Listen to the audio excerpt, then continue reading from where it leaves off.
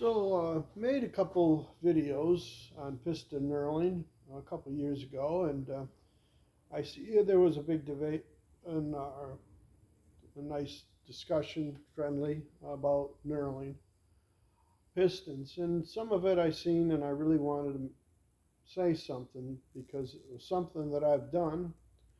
And when I first started in this business, it was very common, and I seen a lot of engines that I took apart over the years that were knurled.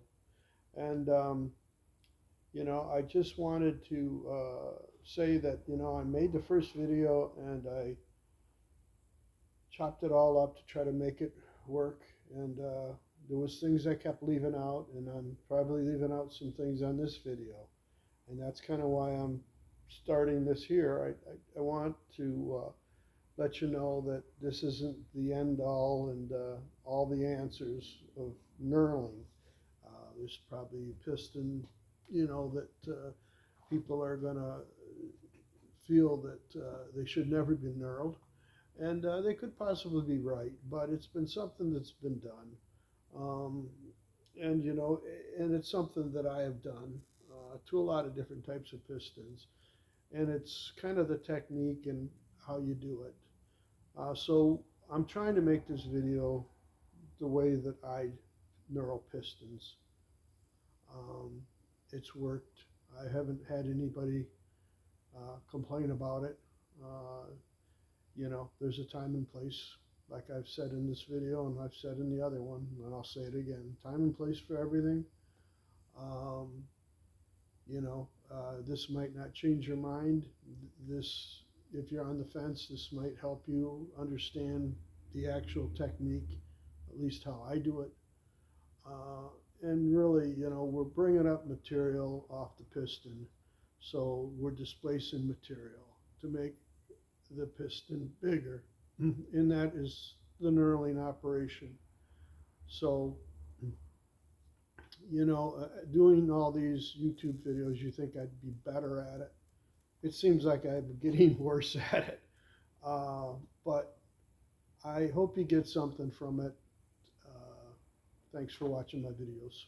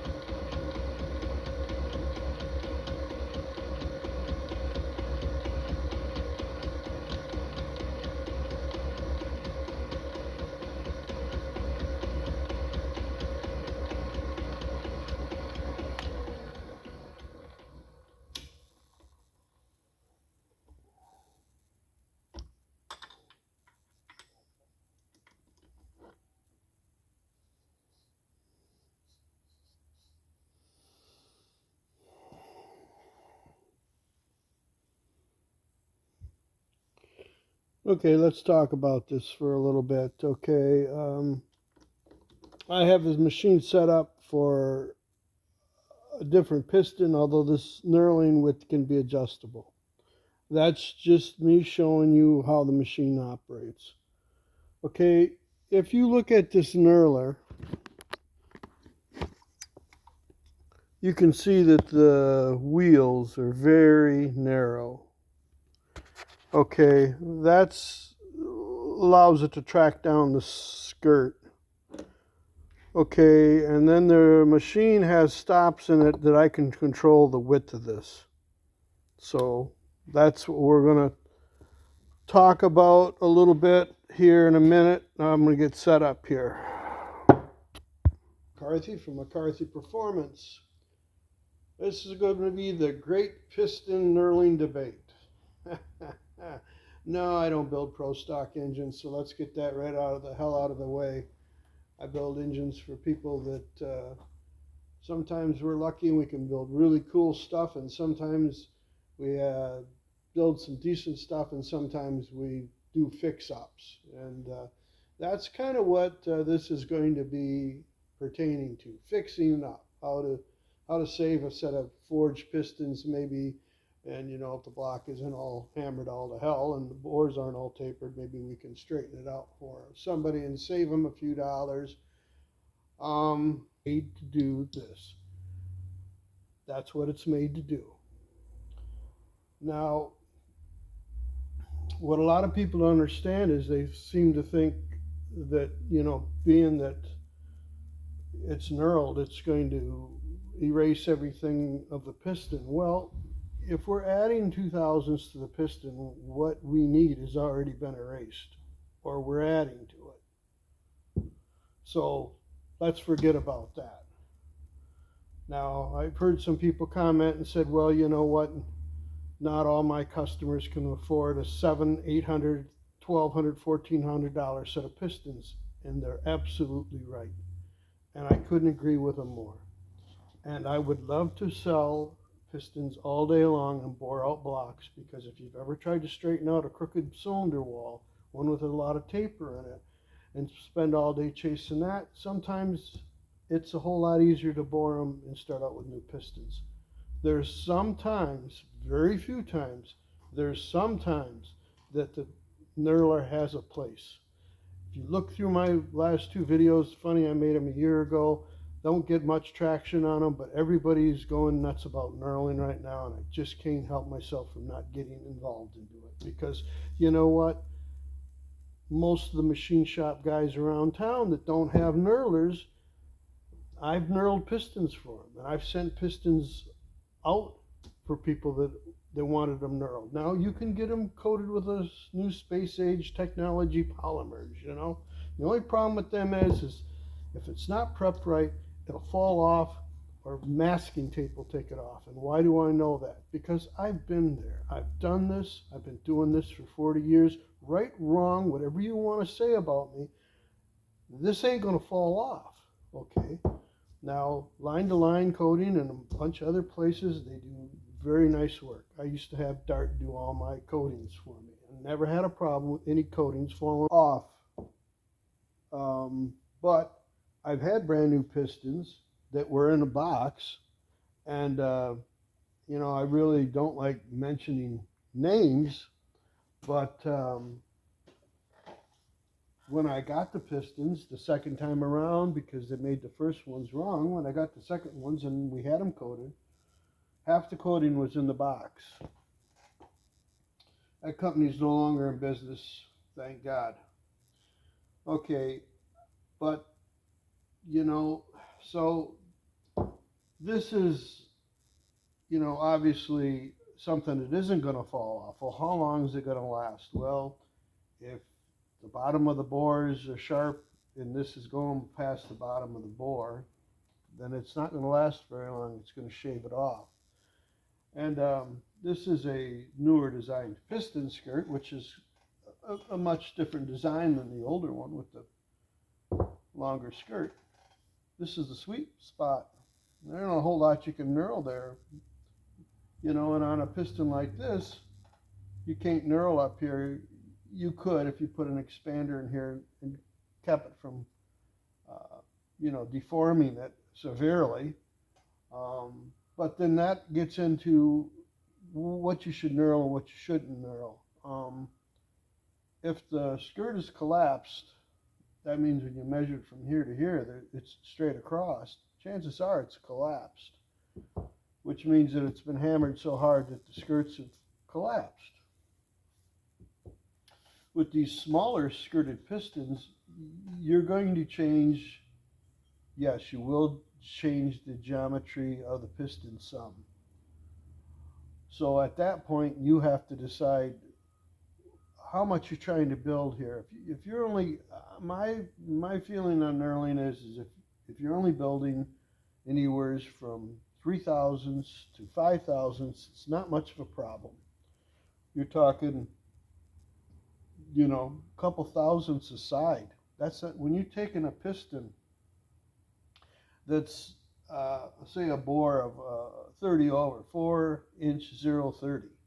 and you're looking to put 10 thousandths on a piston like this design, let's take this one, like this design here. This is a 1-inch 120 compression height for a 632 big block with a 6/700 long rod and a 4 3/4 inch stroke, a 10-200 block. Very much there. Where that mark is, that's about how far that skirt hangs out of that bore at the bottom of the stroke. And that's why it's so important that you prep the bottom of your cylinder walls.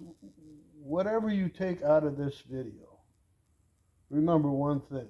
When you get done doing your cylinder bores, prep the bottom of your cylinder bores. I don't care if you're honing it, boring it and honing it. Make sure that the bottom of the cylinder walls are not razor sharp, because they'll shave the skirts. And that's another thing too, is when the piston's down at the bottom of the stroke, and it depends on how much stroke, what the length of the rod, but if the skirt's hanging out, whatever oil is on that skirt's going to get sheared off. And the crank triggers around the piston rocks a little bit from one way to the other, and it goes up. So, you know, having a short skirt and knurling it and only putting a little bit of knurl on, and I got it right here. Using a knurler like this and just putting one pass through the piston skirt isn't going to help much. And there's the design of the piston. You know, it's not a bad idea to mic the piston to decide where you want to put your additional material. Now, usually, and I say in one of my videos, that I like a narrow strip right here, and it would be considered much as a high cam piston, because I've seen pistons drag way out here when they're getting run hard, and most of the stuff that I do gets run real hard. I just build up this area here, and you know, I'll try to mimic what was originally on the piston, but you know, at 1 or 2 thousandths, it isn't such an issue as it is if you're trying to make this into a 10 thousandths over piston. You know, then you might have some problems, and it can be done, but that's kind of what I wanted to say on that. You know, I get into some of the pistons designs and what will take a little bit more cylinder wall and what won't in my other videos. But in case you don't watch it, this is a forged piston, obviously, and it's drilled here. And this is stronger than this piston because it's all the way open here. This piston won't take a lot of loose, you know, piston to wall clearance. It won't take it. It'll crack right through here. And, you know, so these usually will take more pounding. And, you know, you can knurl this one a lot. Well, it's more chance of knurling this one successfully without getting into something like this. You know, if you are going to knurl a cast piston, you might want to check it, make sure it ain't already cracked. So yeah, we're introducing stress risers when you knurl the piston, but you know, that brings up another point. Connecting rod bolts, them are knurled. Do them have stress risers in them? Yes, they most certainly do. There's some more. And some don't. This is an oldie but a goodie. This is an SPS rod bolt. Back before ARP was around, we had SPS. And GM used the 7/16 boron bolts. They had no knurl on them. So all your rod bolts, well, let's say 90% of them, are going to be knurled. Is that a good idea? Boy, you wouldn't think it would be. Seems like it'd cause a lot of problems, don't you think? Well, I've been doing this for a while, and there's guys that have been doing it longer than me. I've never seen a rod bolt fail. I've seen the rod break at the bottom. I've seen the rod bolts get sheared off when things got really ugly inside, but really, over the years, I can't think of I've seen a rod bolt. I might have seen one or two, but most of the time I've seen rods break at the bottom. I've seen rods get ugly with the crankcase and shear the cap off the rod and turn it into look like a piece of strap steel, and basically the bolts got sheared. Um, so, you know, it's not the answer for everything. I will say that. But, you know, when I was younger, you would go into a machine shop and just about everybody had a knurler. I said, you know, if you're going to only drive it 60 miles a year, well, of course, people are going to drive it more than that. But I had an older Pontiac in one of the videos, and it was a great engine. It was in excellent shape. Everything in it was good. Whoever did it had it set up for nitrous. Well, the guy was going back and forth with his younger son in a GTO, I think went into a 65 Goat. He just wanted to go back and forth to the ice cream parlor with his son. He didn't want, you know, $1,000 pistons in it.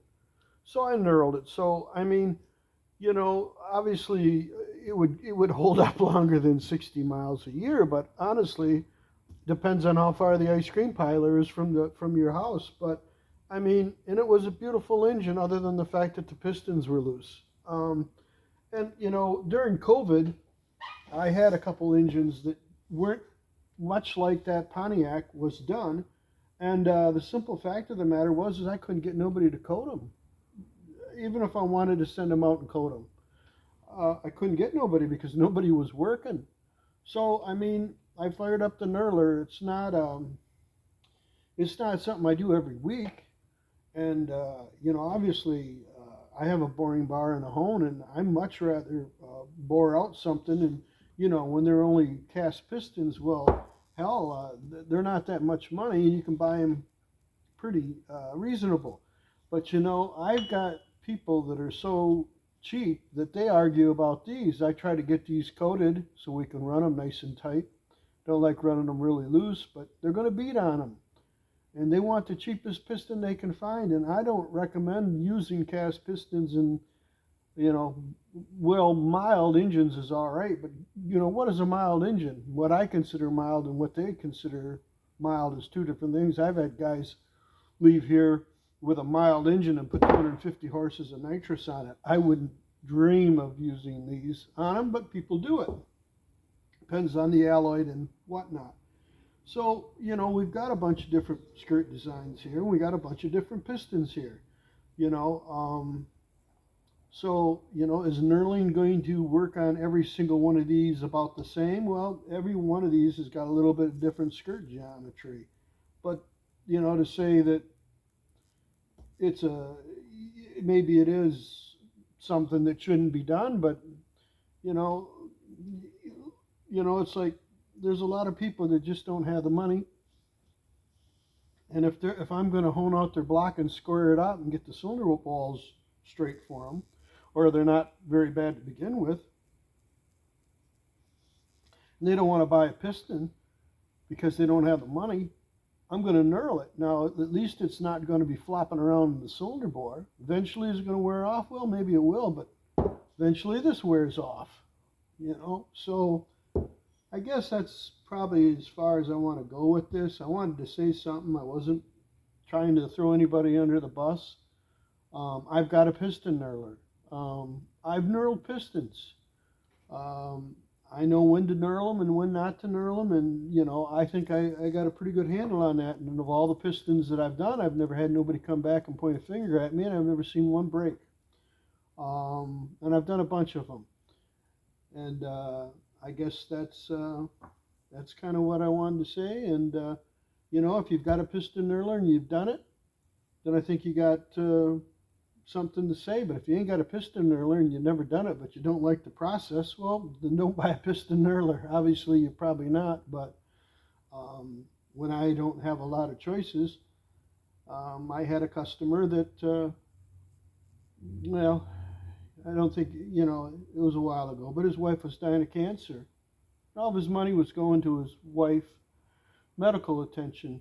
Well, he had the engine at another shop, and the walls were severely tapered, and I straightened out the walls, but there was no way that the factory replacement pistons were going to fit in that block, and he didn't have the money to buy them. And I told him, I'll bore it for free. I knew him pretty well. I'd bore it for free if you bought, just let me buy some better pistons. He didn't have the money, but he wanted to go racing. So what we did was we knurled them. That was over 20 years ago. Engine still runs. You know, the other guy that had his engine, they would have never knurled the pistons. They didn't have anything to knurl them. They would have rattled around at 10 thousandths piston to wall clearance. And that's basically what it was. It was a good 7 to 10. Was that right to do? No, it probably wasn't, but it worked. You know, I fitted the pistons and fitted the rings to it. It can be done. I guess that's all I got to do and say on this video. If you like it, hit the like button. Please don't comment on this video unless you know you watch the other two. And I will bring this point up here, and I'll get you down on this piece of paper here before we go.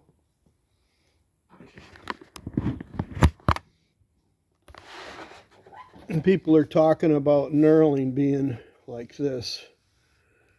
You know, high points on it. Well, there is, you know, when you knurl it, but you know, this gets all filed down. So it isn't like you've got these extreme peaks and valleys on the piston skirt. You're going to file this and you're going to fit it, you know, so you're going to build more on the skirt.